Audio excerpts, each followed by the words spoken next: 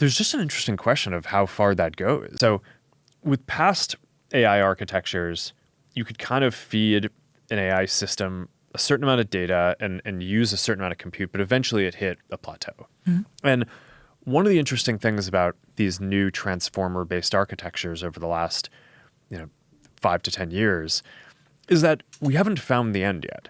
So that leads to this dynamic where Llama 3, we could train on 10 to 20,000 GPUs. Llama 4, we could train on more than 100,000 GPUs. Llama 5, we can plan to scale even further. And there's just an interesting question of how far that goes. It's totally possible that at some point we just hit a limit, and just like previous systems, there's an asymptote and it doesn't keep on growing.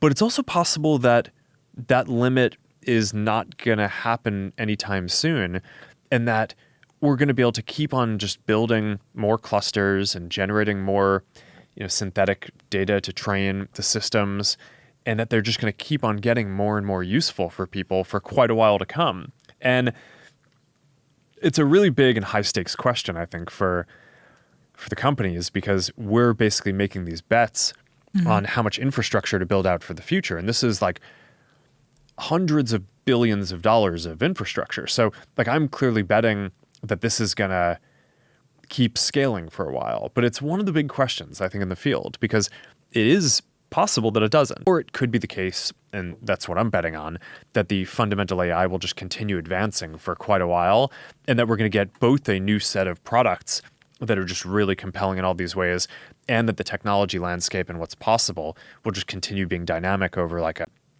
that's probably what I'd guess is going to happen. But I think it's one of the bigger questions in the industry and kind of for technology across the world today.